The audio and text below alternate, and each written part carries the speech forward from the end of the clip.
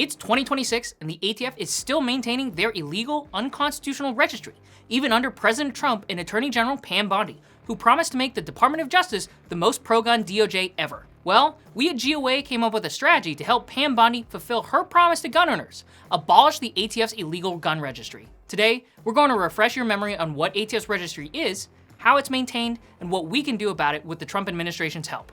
Hi, I'm Ben, and you're watching the Minuteman Moment. Speaking of Pam Bondi's DOJ not keeping their promises to gun owners, the Justice Department has decided to fight us in our One Big Beautiful lawsuit against the National Firearms Act. The NFA tax may have been reduced to zero, but keeping the registration requirements to maintain an illegal registry is certainly not pro-gun and doesn't help Pam Bondi's claim to the title of most pro-gun DOJ ever. So help us beat back the DOJ and abolish the ATF. Consider becoming a member at gunowners.org. Okay, now back to the video. In November of 2021, we at GOA helped leak an internal ATF memo, which revealed that ATF had digitalized nearly 1 billion records into a single, centralized, and searchable database of guns and gun owners. During the Biden administration, one of the first actions by ATF was to mandate that Form 4473s, the federal background check forms, could not be destroyed by gun dealers. Instead, dealers were instructed to hold them indefinitely and to turn them over to ATF either at close of business or when the records became too much of a burden to store on-site at their facilities. Previously, according to federal law, dealers were able to destroy 20-year-old firearm transaction records. After Biden's rule change, that was no longer the case. How else would ATF be able to create a database of all firearm sales in the country unless they kept your base local gun dealer from destroying your old 4473? In fact, the Form 4473 is so infamous for containing the exact information needed for a gun registry, it's used in the 1984 film Red Dawn by the invading Soviet forces to find gun owners and round them up. Да, идите в спортивния и рабочая викиде и принесите ми государственная форма 4473.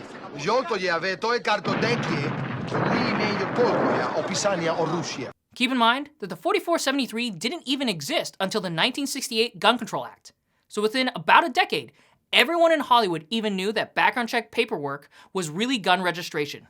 After the 2021 leak, GOA did a Freedom of Information Act request on ATF's illegal registry. Then our Director of Federal Affairs, Aiden Johnston, published a 32-page report on ATF's illegal registry showing just how searchable and centralized this registry was in violation of federal law. This created a media firestorm for the ATF. A December 2021 ATF memo alerted the American people that the ATF was maintaining a digital, searchable, centralized registry of guns and gun owners in violation of various federal prohibitions and contrary to what you testified to under oath today.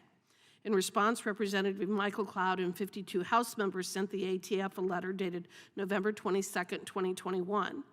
ATF responded to that letter stating that it had 920,664,765 records, 865,787 and 86,000 of which are in a digitalized format, which Gun Owners of America has proved to be searchable. This was discovered shortly after ATF was revealed to have processed over 54 million records in a single year. What is the latest record count for ATF's illegal digital searchable national gun registry? Zero. We obey the law. According We do to not, your letter, none of our records. According to your letter, you have over 865 millions of these records are in digitalized format. You have admitted it. We'll link the report in the description if you're interested in reading it for yourself. But to summarize, despite being prohibited from maintaining a registry of guns, gun owners, and firearm transactions, ATF maintains nearly 1 billion such records of guns, gun owners, and firearm transaction records. Despite being prohibited from centralizing or consolidating records, ATF admits to consolidating records required to be kept by federal firearm licensees into a centrally managed database of nearly 1 billion records.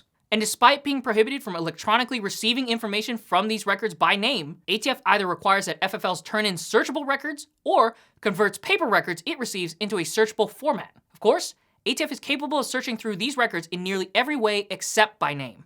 And this is only because that feature has been turned voluntarily off, not because ATF lacks the technological capability. That's why DataBlock told Congress that they paid Adobe extra to disable search by name functionality. you testified that ATF pays Adobe Acrobat Extra to have certain search functionality eliminated. That's not correct. Well, is ATF's digital database of gun owner records capable of being opened by normal Adobe Acrobat and searched by name? Again, we It's pay. a yes or no question. Is it? We pay to have search function eliminated. We don't pay Adobe Acrobat, I believe. We pay somebody else. That's right. There's over 1 billion gun registration records kept in a database of PDFs that could be OCR'd and searched by name with an ordinary copy of Adobe Acrobat. Insanity. To make matters worse, Biden introduced another ATF rule near the end of his presidency, the Engage in the Business rule, which basically outlawed private sales conducted without background check registration paperwork. With these two changes, ATF could keep every gun sale in the country on paper, eventually ending up within their illegal registry. Our report on ATF's registry was published in 2021. Now it's 2026. While much has changed over the past 5 years, ATF's registry still exists and is still a searchable database of gun owners in violation of federal law. And while the Trump administration has promised to reverse gun control, they have yet to put a stop to ATF's illegal registry. We're bringing this egregious tyrannical infringement to light once again to ask the Trump administration to dismantle this registry. Even though ATF may say that the records are being used for crime gun traces, the previous ATF director himself confirmed that less than 50% of police agencies nationwide even use ATF's National Tracing Center at all. And last week, you wrote back to a further request that said the NTC cannot determine the number of prosecutions resulted from completing crime gun trace requests. So can you tell me what percentage of local law enforcement agencies use the NTC to trace crimes? So with respect to the percentage that are currently using, which I think we should, I talk to people about trying to increase it. It's free information in active criminal. Right? It's around 50%, give or take. So if half of the country's local and state law enforcement isn't using the NTC, then what's the purpose of it other than to create an unlawful registry if there's no way to determine that they're contributing to successful prosecution? And what's worse, ATF is unable to prove that the National Trace Center has ever helped result in a successful prosecution of a criminal.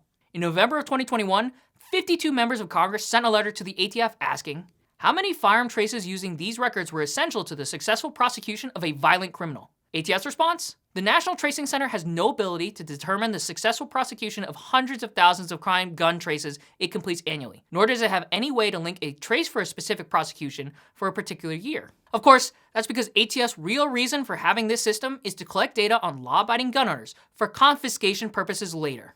And if you don't believe us, just look at history. Every time a registry of guns has existed, it's been used for confiscation. It's only a matter of time. Numerous examples from Nazi Germany, Stalinist Russia, Communist China, and even Venezuela under Hugo Chavez have had firearms confiscated and oppressed their population shortly after using a registry put in place under the guise of safety. But the story doesn't end in 2021. More recently, in 2025, Representative Cloud reintroduced his No Registry Rights Act into the 119th Congress, along with 66 co-sponsors. He also sent another letter in February of 2025, along with 23 members of Congress, to ask for the ATF for an update on how many records the Out of Business Records Center is currently maintaining, including digital and hard copy record estimates. Furthermore, we also request an up-to-date number of out-of-business records that have been used to successfully prosecute and convict violent criminals. This question, along with several other questions on how the OBR is being used.